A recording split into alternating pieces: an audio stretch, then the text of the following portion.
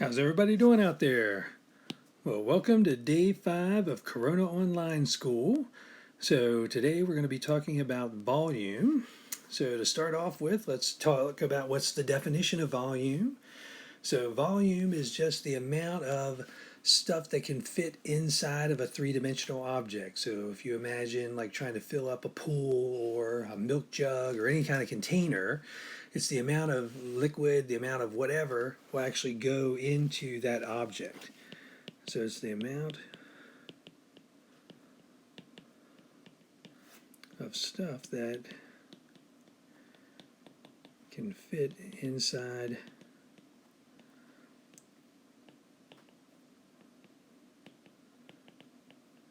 a 3D container, shape, whatever it happens to be. And then remember, units are always going to be units cubed for volume. So whether it's centimeters cubed, inches cubed, feet cubed, it's always going to be something cubed. So if you notice, part 1, part 2, part 3 was a nice investigative activity that we would have done in class, but unfortunately we're not in class, so we won't be able to do this. So I'm going to try to recreate something similar on GeoGebra for you. So before we jump to GeoGebra, I did want to just talk a little bit about, at the very top it talks about the volume of a prism. And so if you notice, it doesn't specify what kind of prism it is. And so remember, we've studied all kinds of prisms because they're based on the base. So we've seen triangular prisms, rectangular prisms, pentagonal prisms, octagonal prisms, so all kinds of prisms.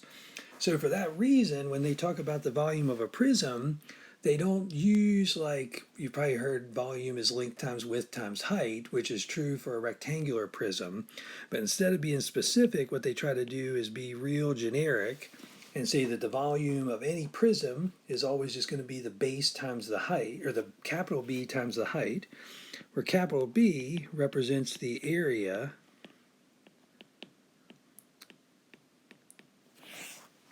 of the base. So if our base happens to be a rectangle, then the area would be length times width times the height. And so that's kind of that traditional formula that we think of. But if our base is a triangular base, then we'd end up having, a different formula.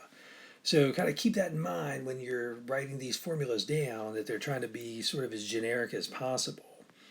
So same thing when we're thinking about the formula for the volume of a cylinder. You may know what that is, but technically, a lot of times it's going to be described as, again, capital B times the height, where again, capital B is the area of the base.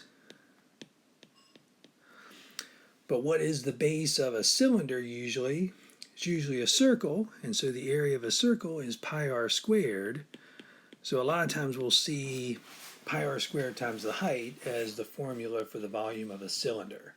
So again, kind of keep that in mind, that what they're trying to do is keep these sort of as generic as possible. So if we go further down to the bottom of the page, I made a nice little place for you to summarize all the volume formulas once we're done. So you'll want to fill that out later, so you'll have a place, nice place to keep them. So for now, what I want to do is kind of move on to part 4, the GeoGebra. And so I've made some nice steps for you to kind of walk through the GeoGebra. So if you get stuck, feel free to message me. I'll be around all day tomorrow. But I thought I'd show you a little bit just to kind of demonstrate how to draw, hopefully, this first picture, if I'm lucky. So let me switch over to GeoGebra. So I'm using the app on my iPad, which is going to look a little bit different than the computer, but it's still all the same kind of features and stuff. So if I go into GeoGebra, here's my 3D mode. So the nice thing is, whoops.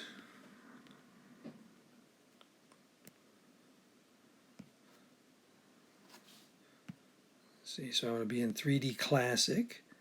So again, notice I can kind of move things around and stuff like that, so that's going to come in handy. Now for me, I don't necessarily like to have the axes and the planes showing, so I'm going to get rid of those. I'm going to turn the axes off. But I do like to have the grid, because the grid is going to make things nice and easy when it comes time to graphing, because polygons. So because the way we're going to do this is we're actually going to start off by graphing a polygon and then turn them into pyramids and cylinders from there. So first thing we want to do is we want to graph a triangle.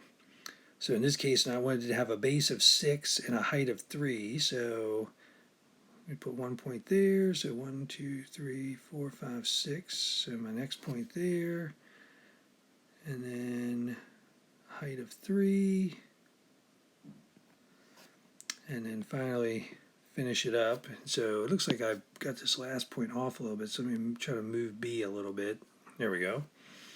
So there's my pyramid, or there's my triangle at the moment. So now what I want to do is actually kind of turn this into a prism, and then using the same idea, I'm going to turn it into a pyramid first and then a cylinder. So if we click on this polygon one, so yours will actually just say extrude to pyramid, extrude to prism. You won't have like the drop down menus. So what I want to do is I want to do extrude to pyramid first. So what you do is you click on the polygon that you're interested in, and then it usually asks you for a height. Why is it not asking me for the height here? Let's see, let me go back.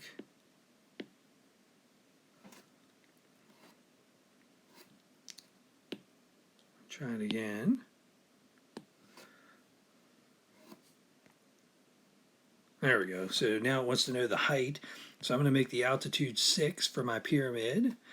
And so now the nice thing is if you kind of grab the screen, go to the move,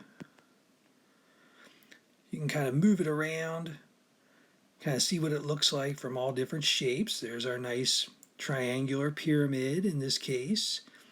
So now the goal is I'm hopefully going to make a prism that goes over top of this triangular pyramid. So what I'm going to do is actually kind of look at the bottom of this, go back to that same thing. So this time I want to turn it into a prism. So click the bottom, again do an altitude of 6, and knock on wood. When I go to move, yay, look at that. So it's actually inside, which is perfect. So then the goal is once you get this picture, and again, if the picture doesn't work, if you can't get it to go inside of it, just draw one off to the side. I like to be able to put one inside the other so you can kind of visualize that the triangular pyramid is definitely smaller in volume than the triangular prism. And then the goal is we want to use that as a way to kind of predict or discover what the formula for the pyramid is with the prism in mind. And so again, if you go to move, like I said, you can look at it from all different shapes and angles and things like that. So what you'll do, let me get out of this real quick. So now what we'll do is go through, answer some questions about these guys, and then move on to 2, which is doing the same thing, but this time we're doing a cylinder and a cone. And then finally, step 3 moves us on to a cylinder and a sphere. So I've drawn examples for you just so you can get an idea of hopefully what it looks like. Again, if you can't make it look exactly like that, don't worry about it. Just try to draw them either side. So what I would like you to do, because I haven't seen you guys in a while, is post a selfie to the collaboration page with one of your pictures. So you can post it with all 3 if you want, or if you just want to post one of them, just so I can see that you were able to successfully do this. Plus I get to see your face since I won't get to actually see you for the rest of the semester, it sounds like. And then finally, once you've discovered what the formulas are, at the very end of the packet, I've got some practice problems. So that'll be our exit ticket for the end of the day. So if you have any questions about GeoGebra or anything to do with volume, just let me know. And otherwise, I'll see you guys tomorrow. Have a good night.